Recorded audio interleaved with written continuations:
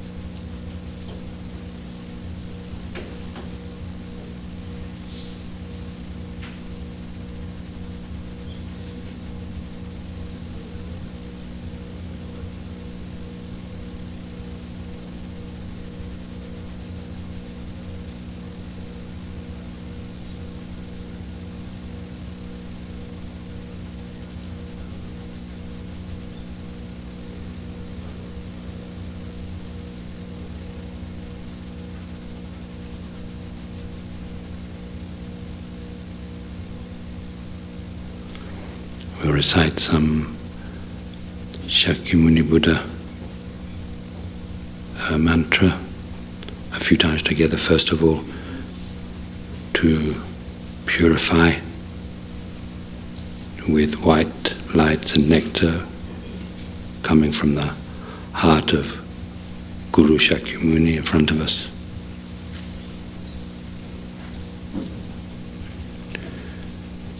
Daya da o mune mune maha munaya soha. Daya da o mune mune maha munaya soha. Daya da o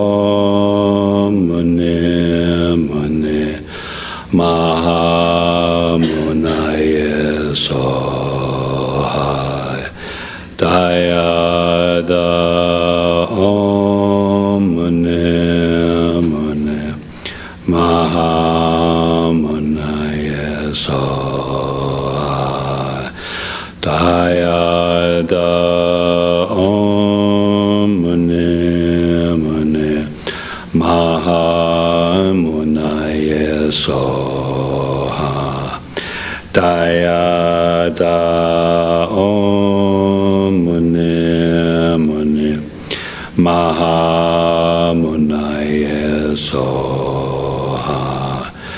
Daya da Om Mune Mune Maha Munaya Soha. Daya da Om Mune Mune Mahamuni Soha. Now receiving all the realizations and enlightened realizations and qualities of love and compassion and bodhicitta and so on, health, wealth, everything good in the form of yellow light and nectar from the heart of Guru Shakyamuni in front. Remember also thinking of all sentient beings surrounding us in human form, and the same things happen to them. Daya da om mane mane maha mane soha. Daya da om mane mane maha mane soha. Daya da om mane mane maha mane soha. Daya da om mane mane maha mane soha. Daya da om mane mane maha mane soha. Daya da om mane mane maha mane soha. Daya da om mane mane maha mane soha.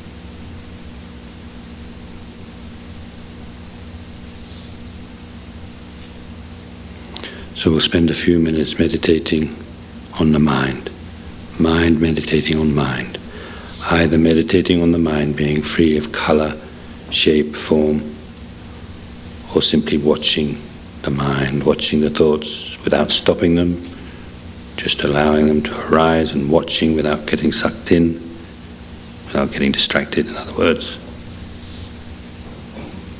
Just watching them come and go, like watching TV.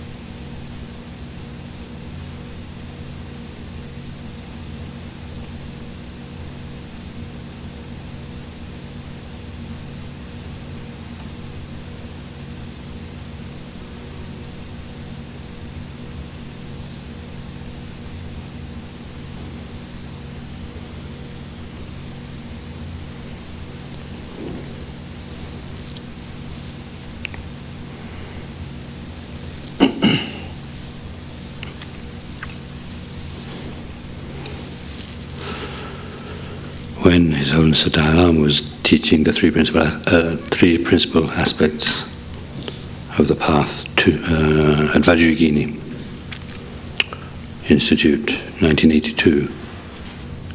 One of the first things he talked about was the nature of the mind. And so in order to help the people in the audience to understand what he was talking about, what is that mind that you're talking about, kind of thing, he said it's what's concentrating at the moment on what I'm saying. So it's what's, if you're listening to somebody speaking, it's what's, focusing, attending to what's being said, concentrating. As you're sitting there meditating, it's what's meditating.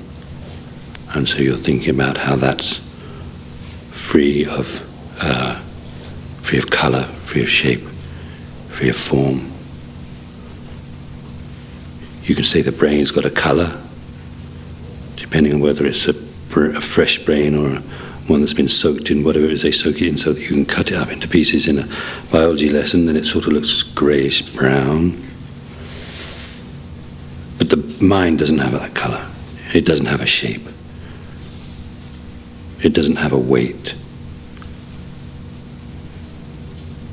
It doesn't have a smell. Maybe the brain has a smell. The mind doesn't have a smell. Like that. So think about that a little bit, and then you get this sense of this thing which is colorless and formless, which is meditating, or which is listening.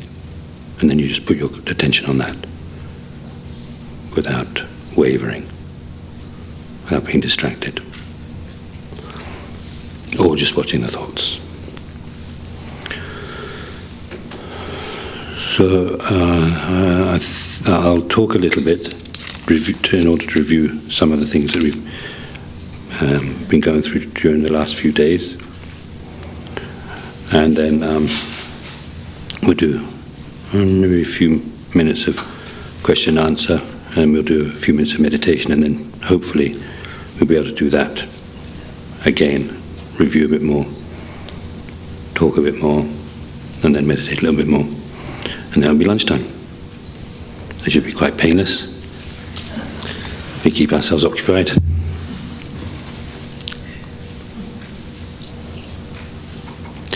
So Rinpoche mentioned that the mind has different levels: gross, subtle, very subtle. And you get a sense of that just as you go throughout the day. Sometimes your mind is very chaotic, then sometimes it's even more chaotic. So anyway, there's two different levels, right? And sometimes it feels a bit more peaceful, like when you sit down to meditate. Sometimes mind starts to feel a little bit more peaceful. That's because the gross minds have sort of, they've subsided a little bit. So it's interesting, really, again, that more subtle mind that you start to experience as you're meditating and the gross minds subside, actually was there all the time. And it is there all the time, but it's not always, what's the expression you might use? It's not always manifest. It's not always active. It gets kind of covered over or suppressed by the gross minds. And so just like you can see from, without even much analysis, that there are, different levels of mind even during daily life. Also, there are even more subtle levels, and when we go through the death process, or if you're able to do this kind of meditation, when you go through certain meditations, you have these very subtle levels of consciousness. Rinpoche mentioned he wants to go through the death process and the absorption of the elements and the 25 gross objects, as they call it. He would like to go through that. Just like there's always emphasis on going through that at least once. But at the Kopan course, it's one of the things that Rinpoche wants everybody to get some experience of, so that you're not shocked when the time comes. You don't know what's going on. If you've learned about it and made it part of your daily meditation, then it's not going to be so shocking. So anyway, yeah, you go through these, what they call the white, might have white appearance, red, increased black near attainment, and then finally the clear light, and that's the most subtle. So usually when you talk about gross, subtle, and very subtle, or most subtle Rinpoche, I can't remember which expression Rinpoche used, the most subtle one is a clear light mind. So for us, even though we go through that, no, wait a minute, I'm getting distracted. So what I'm trying, the point I want to make here first, before going on, just like the subtle mind is, that we experience just in daily life, sometimes grosser levels, sometimes subtle levels, and in fact that subtle level, it's not like it came from somewhere else, it was already there, but now it becomes more obvious as the grosser minds subside. Also that clear light mind is like it's there all the time. You kind of have this idea, oh, now there's no clear light mind. In a way, no, because you don't have, it's not like active, or it's not able to function because all of the grosser levels suppress it. But actually it's there all the time. Otherwise you'd have to say it comes out of nowhere when you die, Where would it come from? It's actually there all the time, but sort of kept suppressed. So that mind, even though it's very subtle, and you hear people describing it as very expansive, very blissful, but also, it's not like an enlightened mind. It's got all of the imprints for the mental afflictions, all the imprints of the karma, and so it's got all of the potential right there in that clear light mind, with that clear light mind for all sorts of future lives and future experiences. But still it's a very powerful tool if you learn how to use it for meditating, cutting through obscurations, proceeding along the path, progressing along the path. So then, by practicing the path, in the case of Buddha Shakyamuni, practiced for 3 countless great eons, without, engaging in the tantric practices. There are various reasons that they explain for why it is that, after a while after you've become bodhisattva, after a while it just couldn't happen that you would practice tantra. So then anyway, the Buddha practiced for 3 countless great eons, instead of achieving enlightenment in one lifetime, in a degenerate age like he has made available to us, that method.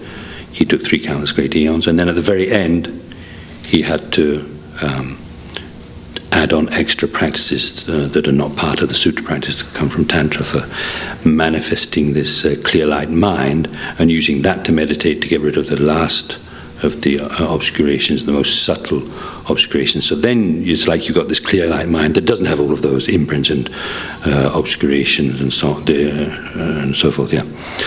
So because we have Rinpoche's obviously talked a lot about how the Dharmakaya. So if you look at it in terms of that very subtle mind, so it's like the bodhisattva at the very end of the path enters into a meditation which cuts through the last layer of the obscurations, and so having gone into that meditation never leaves it again, remains within that experience, and while in that experience is able at the same time to act in the world, benefiting sentient beings. Okay. So enters into that clear light experience and doesn't leave it again. So that's where you have the idea that the Buddha is able to remain absorbed and also be active. So they talk about the two, the meditation and the post-meditation. For us, you're either meditating or you're outside of meditation. They don't both happen at the same time. Even at the high-level bodhisattvas, they're either absorbed in emptiness or they're outside of the session. They can't do both at the same time. Enlightened being is absorbed in a experience of the ultimate nature of reality, and at the same time is like active in the world, which is kind of mind-blowing. So that mind, that Dharmakaya mind, now the clear light mind, so that clear light mind, that's like all-pervasive. And then, along with that clear light mind, you've got the very subtle mind. You've also got the very subtle body, which is like, I know they call it an air or wind, sort of some very subtle kind of air. And like Rinpoche said, even in our case, we have that. We have the clear light mind, and there's also the air or wind, which is described as its mount. What that means is that what allows that mind to move to different objects is that air. So there's no distinction between them. They're kind of inseparable, just like the two truths. You can talk about them as being different things, but the only difference is in terms of function. They're actually sort of like one package or one entity kind of thing. So the question comes up, how could, when you think about how huge the universe is as far as we know, let alone, like it says on Cosmos, there's countless universes, each of which would have, just countless trillions of stars and so on, and planets and so on. How could the mind spread out into that? So I think it comes down to, obviously this is just like an opinion. It's not something Rinpoche particularly mentioned, but it's nice to think about this in order to be able to make sense of that idea rather than just accept, right? That's not the idea in Buddhism. You should just accept, try to understand. So, from conversations with friends, I get this idea. Our present mind, which is so much sort of like, at the mercy of the mental afflictions. So those mental afflictions or afflictive emotions, they're all kind of narrow minds. So something narrow about it. And so that kind of, everything gets kind of like, sort of, restricted, narrow, restricted, because of the ignorance and because of the other mental afflictions. And I remember asking the question many years ago to one of my, one of the other people at the center I was living. What's this about having more than one body? I think that we were getting teachings on the Madhyamakavatara, where it talks about the Bodhisattva on the first ground, first bhumi, being able to manifest, 1,000 bodies? Or is it 1,000,000 or what? I don't know, 1,000? Some of you have heard that teaching. 1,000? 100, is it? Only 100. Actually, you hear about even, I wonder if it's, you hear about non-Buddhist, like Hindu practitioners who've developed a high level of concentration, being able to manifest, maybe only a couple, but somehow something to do with the mind becoming more subtle, because they have the possibility of completely going beyond all of the desire realm. So they're not beyond samsara, but they're beyond the desire realm. You've got the form realm, formless realm, form realm absorptions, formless realm absorptions. So even though the mind is completely no way beyond psychic existence, within samsara the mind has become much more expansive. So you have that possibility of that sort of like physically being able to expand more. So with the Bodhisattva who has now just gained that direct insight into emptiness, they're able to manifest 100 bodies. And then as they go up through the grounds, it gets more and more, millions and billions and so on. And then when you get to be a 10th level Bodhisattva, it's like, what do they say? It's some huge numbers. It might be something like as many forms as there are sands in the Ganges or something like that.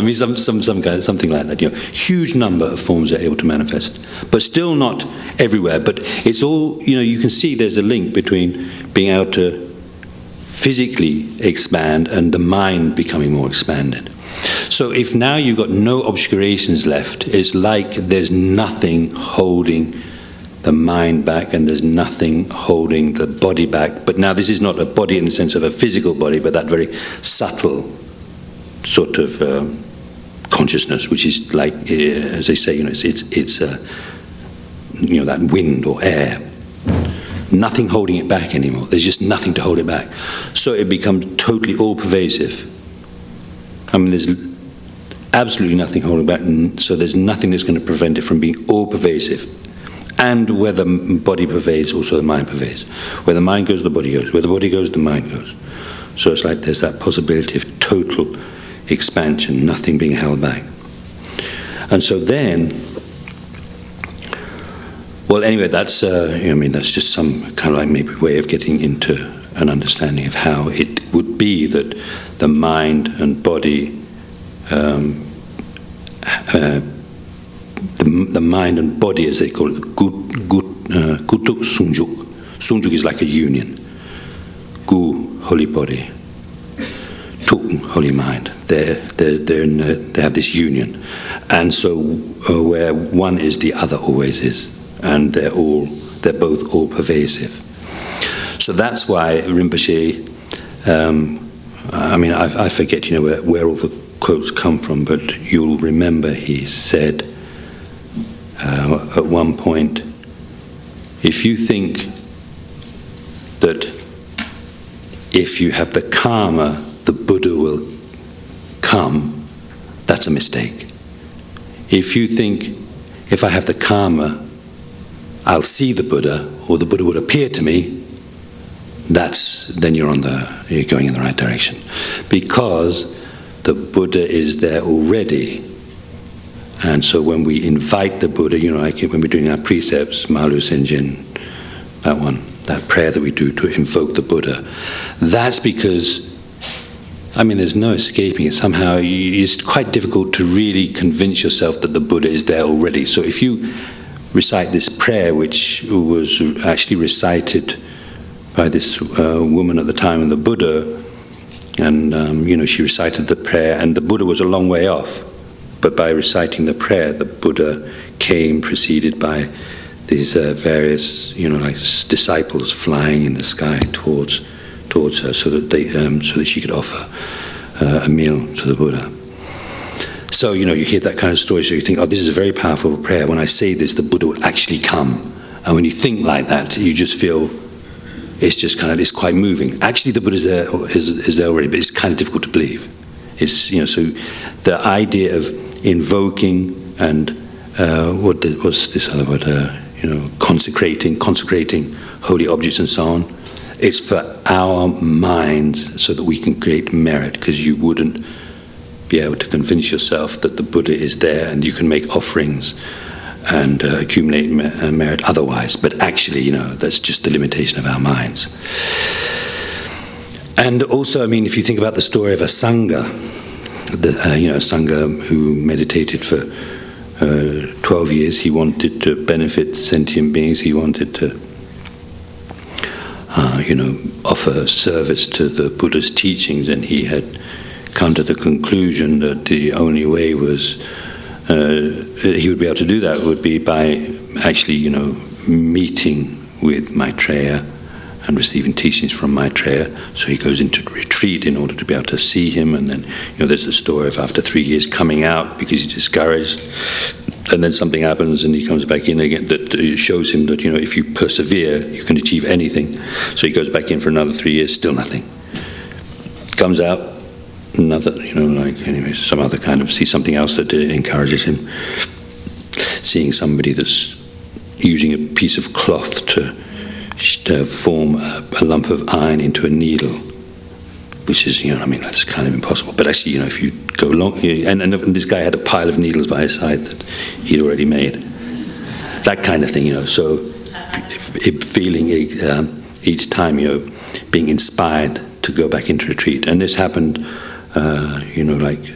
first of all, 3 times, and then at the end of the 12 years, he gives up again. And, so there's the story of him. He's come out of the retreat and he sees this maggot-infested dog, and so he wants to he feels unbearable compassion for the dog, so he wants to take the maggots out, but he doesn't want to hurt the maggots either, so he cuts off some flesh from his own thigh to put them on, but he knows if he takes them with his fingers, that's going to hurt them, so he's going to use his tongue. I mean, most of us have heard this before, but you have to think about it. That kind of compassion. I mean, usually you see, if you were to see a maggot-infested dog, you'd probably want to just turn the other way, but no. Or you might want to do something, but you certainly wouldn't want to use your tongue. You wouldn't want to use your tongue. It might get infected or something, mightn't it? Pussy, maggot-ridden, and you're going to use your tongue. So, and you can kind of, I think according to the story, he had his eyes closed, and you can kind of relate to that, right? Relate to that. So he leans down to use his tongue to pick up the maggots, and there's nothing there, and so he, stands back up again, and then there's Maitreya there, and he scolds Maitreya for having waited so long to appear to him. And Maitreya says, I was there all the time, and he shows him the spit on his leg from where Asanga in his meditation place used to spit. So he says, I was there all the time. You couldn't see me before because you didn't have the compassion, so your mind was too obscured. Now because of your compassion, your mind has become less obscured, and so you're able to see me. So Maitreya was there all the time. It's the same thing, isn't it? He was there all the time. But Asanga's mind was too obscured to be able to see him. So then you can understand why Milarepa used to say, whenever I'm walking, I'm circumambulating. So you don't have to have a stoop to walk around to do circumambulations. I used to think what it meant was, I kind of had it worked out. I thought it was quite clever, really. I had it worked out that mathematically, wherever you are is on a point on a circle around every holy object that there is. So I thought, wherever you're going, you're circumambulating, But it's obviously it's a lot more profound than that.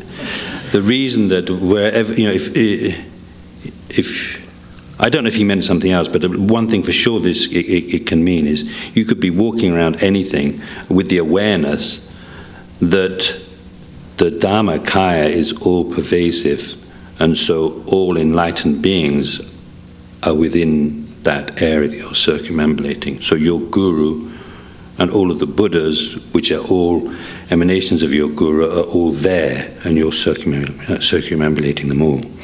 And also because all of the holy objects, the stupas, statues, scriptures, these are also all like manifestations of your holy gurus, of your holy guru, of your guru's Dharmakaya.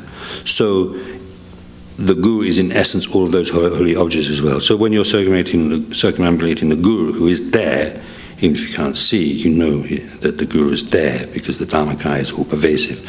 You're circumambulating all holy objects. So that's the main consecration, really, your awareness of that.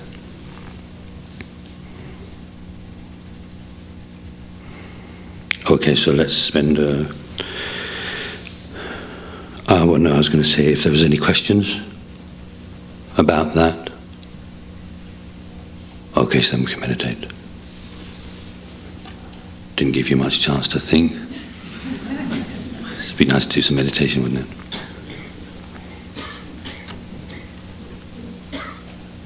So just think about that and what that means to you. The Dharmakaya being all-pervasive, all-knowing, imbued with compassion, filled with compassion. That's your guru, and think about what that means to you, to your life, to your practice. Think about what it means.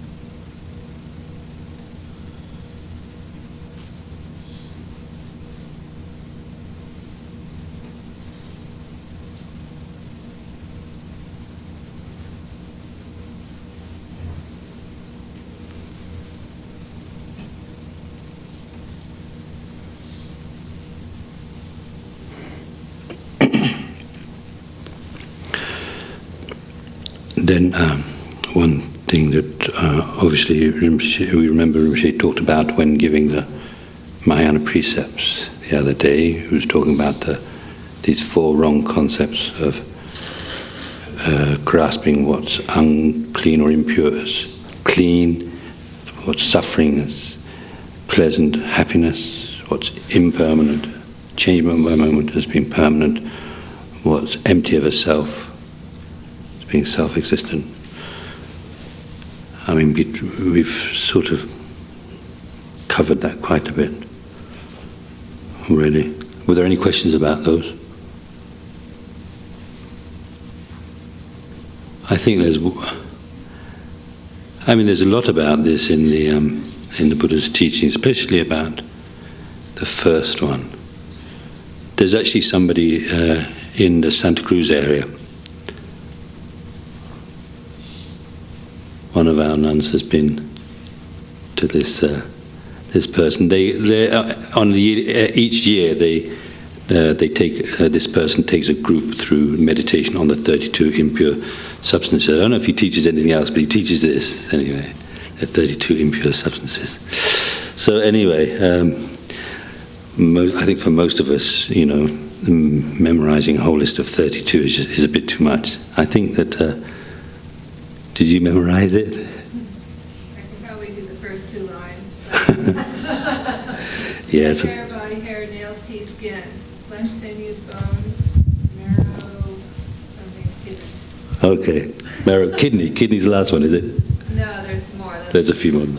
Anyway, there are those 32, and it's good to know about.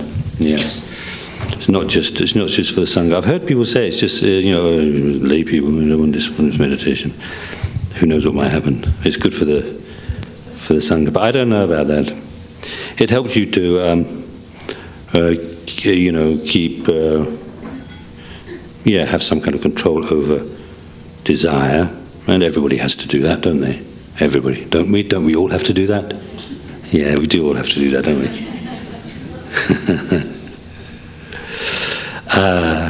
I feel like I have to share one thing, which His Holiness, when he was teaching the 400 verses, Aryadeva's 400 verses on the Middle Way in Hamburg a few years ago, 2008 actually. So of course, he doesn't usually teach word by word, but there was one particular verse that he stopped at. He says, Aryadeva points out that this is going to kill you.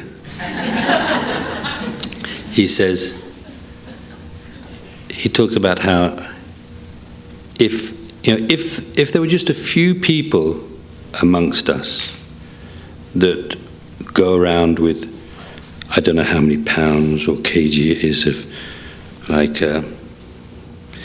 excrement inside us, if there were just a few of us, they'd be shunned by everybody else. It's like, don't go near him, he's got, half a kg of poo inside, that kind of thing. I mean, it's like, excuse me.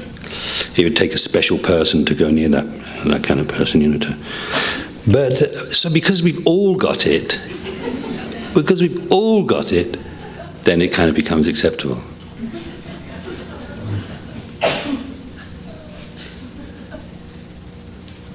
So that's really quite amazing, isn't it?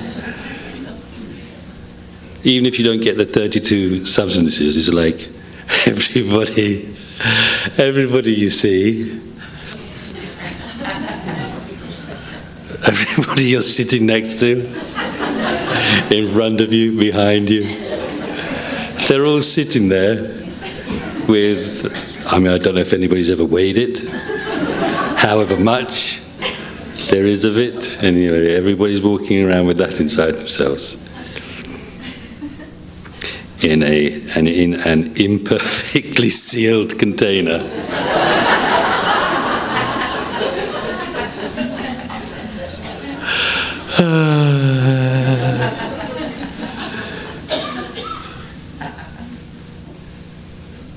Anyway, that helps.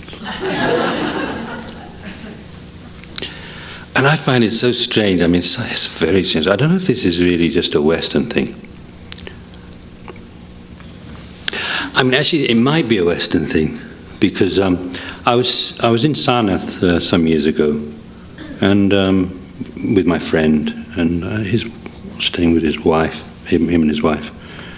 So there was this, I know, some kind of magazine they had there, and there was an advert in there, and quite typical. There's this, what they call in America, a butt, a picture of a girl, nothing else. You just see there's kind of the butt poking out, the ass poking out, kind of thing. It's supposed to look nice, and so he said to me, "You Westerners, you think that's attractive, don't you?" And I'm looking, and I'm thinking, possibly, He says, "It's very strange because that's where the shit comes out."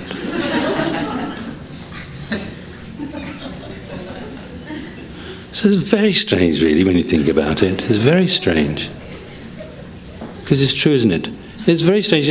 I mean, I can remember recently seeing this advert. There was this young woman. I can't remember what she was advertising, but the camera kept going down to her backside, and then she's saying, "Don't look at my backside. Listen to me," kind of thing. So it's like it's sort of playing on this attraction that people have, and I think it's not just men towards women. I gather from what I hear of what people say sometimes, what you see on TV. Also, apparently, women also, oh, nice butt kind of thing. It's just so strange when you think about it. It's so strange. When you think about what that's for. I think,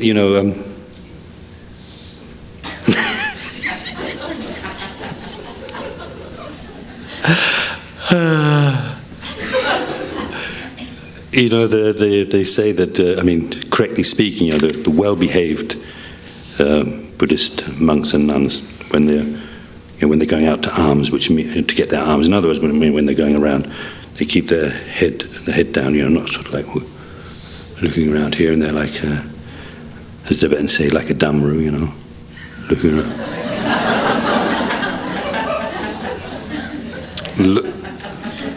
Keep the head down. I think it's maybe so that your eyes focused on the butt rather than anything else. Just because then you can remember that, this is nothing to be attracted to.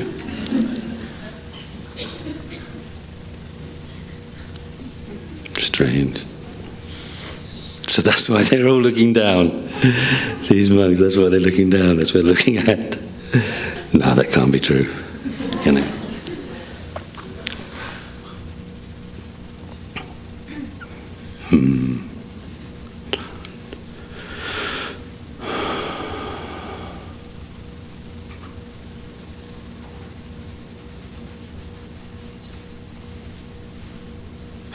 Anyway, if we spend a few minutes thinking about that.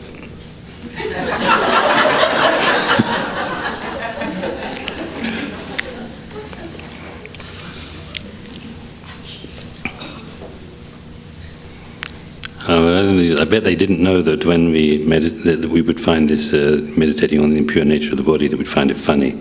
It's funny, isn't it? Okay, let's do that.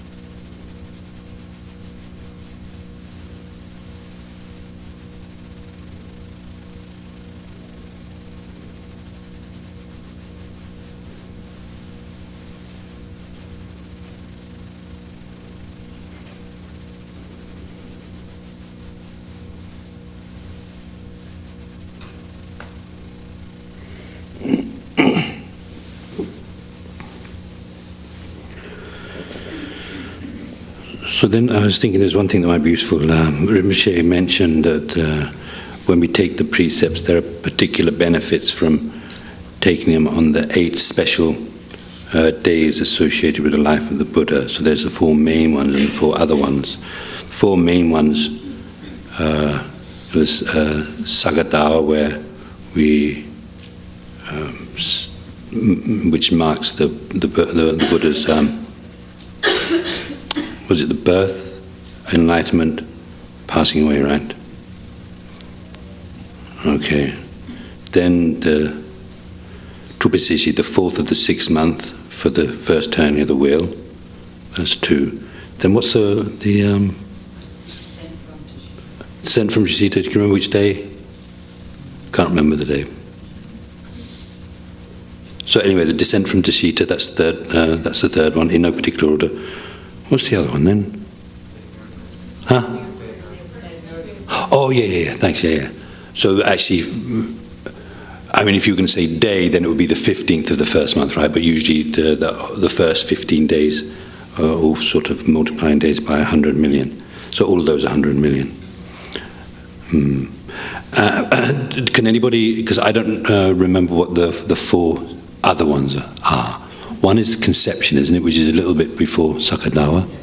That's one of those. And the acceptance to descent is a week before. So a week before the descent from Tashita is the accept to descend from Tashita, the god realm where the Buddha went to teach his mother. So that's 2 of the 4 secondary ones. Next one, can you remember the other ones? Do you have the other ones? Somebody else who knows? Not just guessing. So those are 2 of them. So there's 2 others. Oh, we've got, I think they're just coming over by express delivery. Just a sec, don't run off. So the 8 Buddha days, is that what it says? The Day of Miracles, then the Lord Buddha's birth, enlightenment, nirvana, the first teaching, then the descent. Yeah, so where are the other 4? Did you? Are they on there? Okay, thanks. So anyway, we know 6 of them, and there's another 2 that we need to find out. If you want to take the precepts on those days, then it's multiplying by 100 million. And then otherwise, yeah, there was a thing about the eclipse, yeah. When it's eclipse of the sun, 100 million. When it's eclipse of the moon, it's 700,000. Then, I know that Chödrön Rinpoche mentioned that the 8th, 14th and 15th of the waning month and waxing month and waning month, which means, in effect, 8th, 14th, 15th, then the 23rd, 29th and 30th, those are particularly powerful days. I don't know by how much, but particularly powerful days for doing anything virtuous, but particularly, in the context of precepts, taking precepts. And I've heard several times that he himself usually does 8th, 15th and 30th. So there are those possibilities. But of course the precepts can be taken any day, and there's great benefit. And Rinpoche mentioned 5 benefits in terms of the time, which is you can understand from time, I think, in sense of the time period, which makes sense if you think of how Rinpoche explained that in terms of that quote from the King of Concentration Sutra that we read before taking the precepts each morning. Then the second one in terms of the object. Yeah, it's called in terms of the object. Rinpoche mentioned in terms of the object. I mean, I don't know why it's called in terms of the object, but the explanation was fairly clear. Was very clear, which is that the benefit of keeping even a precept, let alone like 8 precepts, even for a finger snap, for the duration of a finger snap, is more powerful than, which I guess means more merit, than keeping them for eons in a pure land. This has got a lot to do with the fact that, like in our world, it's so much more difficult to do in many ways. Then in terms of the essence, And for that, in terms of the essence, sort of in terms of what the vow itself is capable of. And so Rinpoche quoted from the Sutra of Perfect Morality, where it says that when a person who's keeping the precepts is immune to the harm, or is protected from the harm by a particular naga called the poisonous snake, great black naga. So can't be harmed by that naga. And then the benefit in terms of meeting with Maitreya's teachings and receiving prediction of enlightenment, which means when you keep the precepts, you're practicing the Buddha's teachings.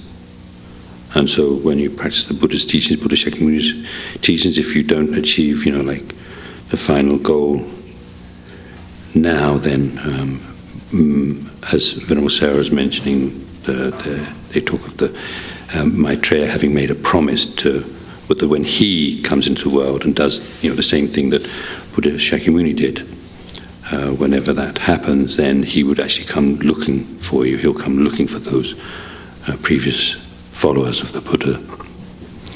And then the fifth benefit, that you're protected by those gods which are fond of Dharma. Are there more than that? I almost got the impression that he stopped at 5. Yeah. There is 11, you could argue there's 12, depending on whether you count. The last one is liberation and enlightenment.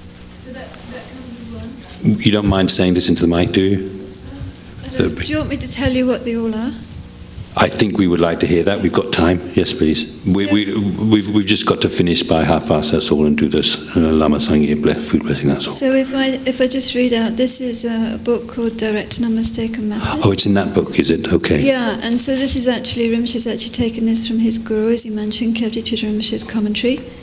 And so in that book, one of the things it lists the benefits of keeping the individual precepts. And then under the section, the general benefits of protecting all 8. The general benefits of protecting the 8 branches, restoring, purifying ordination. So the commentary is very similar to what she said. The first one, the great benefit and dependence upon time. And then you have that quote. And then the second one is the great benefit and dependence upon the place. So that's more powerful than being in the Pure Lands. Then the third one is a benefit and dependence upon the nature of the precepts. Then the fourth one is a benefit of creating the cause to meet the teachings of Maitreya Buddha. Then you have the benefit of protection from the gods, or devas. Then the benefit of great power, so the person living in the precepts is extremely powerful. So even offering a small drop of butter is far more powerful someone living in the precepts than someone who's not in the precepts, so we know that one. The benefit of attaining without doubt whatever one wishes. So the person who takes 8 mana precepts, keeps them purely, will definitely receive whatever they pray for. The benefit of receiving the good body of a human or a god. The benefit of being an object for the accumulation of merit by others. These don't need an explanation, right? The benefit of simplicity, being extremely easy to take, and takes very little time. And then the last one, the benefit of liberation and full enlightenment. So that's listed as 1. Could be 2. Okay, thank you. Yeah. And so there's commentary and also those listings and more information in that book translated by Rinpoche. Thank you. So the point about hearing that, about the benefits, is that you use that information to develop a determination to take these precepts as often as you're able to.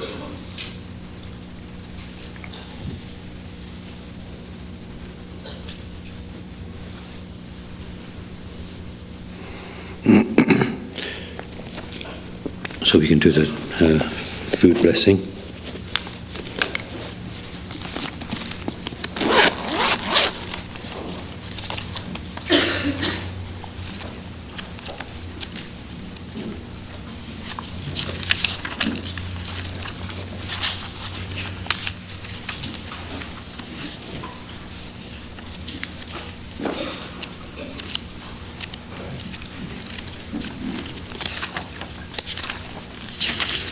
page 181.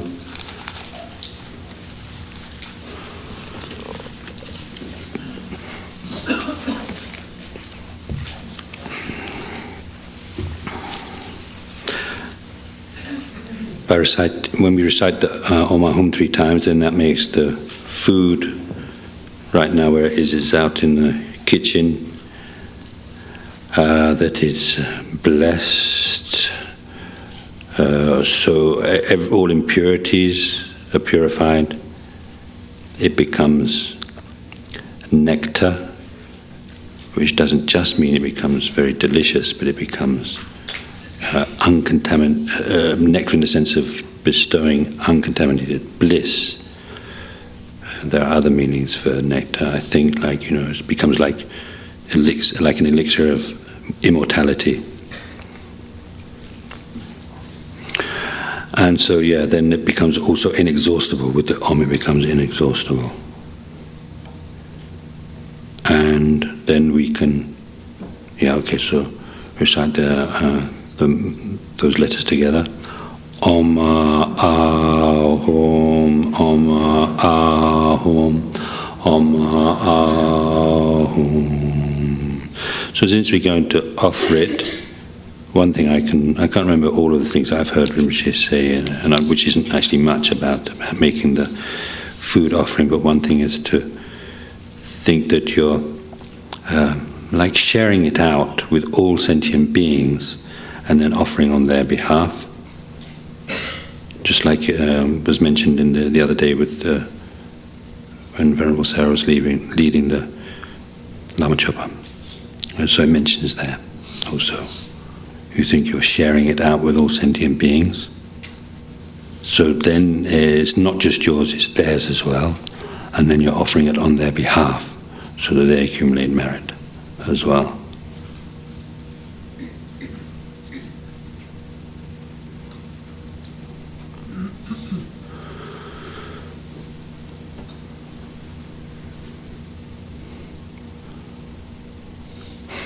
And so here, you can be thinking whatever you like, the Lama Chopa merit field, offering to all of the holy objects and holy beings everywhere.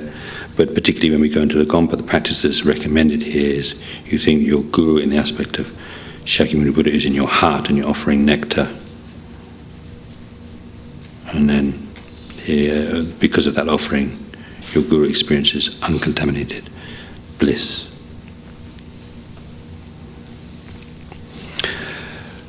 Lama Zange Lama Chete Jin Lama Gidin De Gengi Chebo Lama De